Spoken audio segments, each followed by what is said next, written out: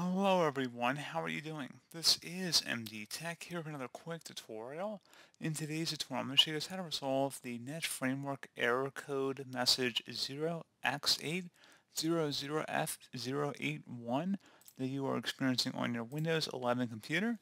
This error message is typically associated if the file path does not contain files that are required to install the feature update. There's also a potential issue that if the user that's updating NetFramework does not have permissions to even read the location to access the files, or another possibility is that the installation files are corrupt or invalid for the version of Windows you are running. So this should hopefully be a pretty straightforward process here, guys, and without further ado, let's go ahead and jump right into it. First thing I recommend doing, make sure you are downloading a correct version of NetFramework for the version of Windows that you're running. Make sure you're getting it also directly from Microsoft's website as well.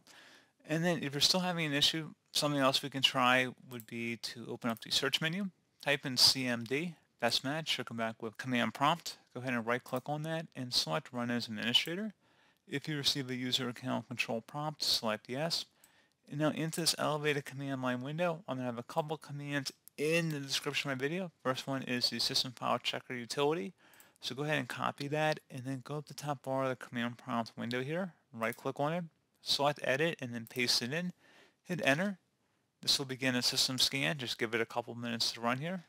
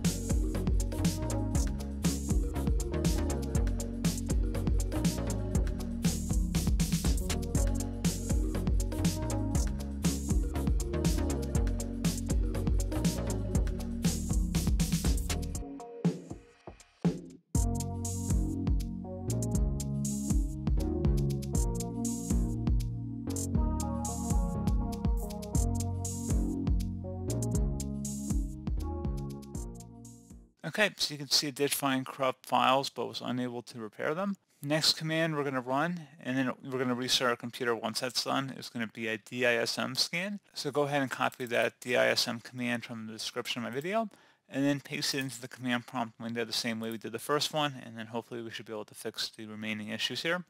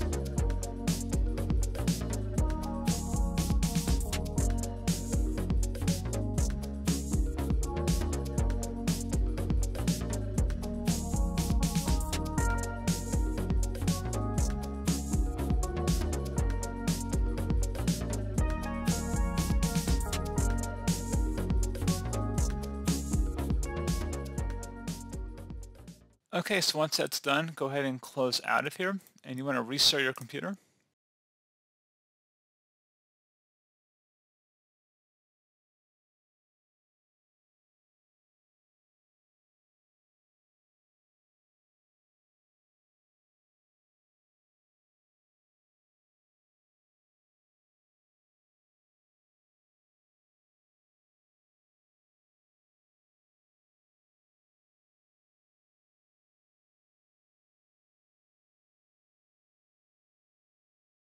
And there you go, guys. Simple as that. Hopefully I was able to help resolve your problem. And as always, thank you for watching.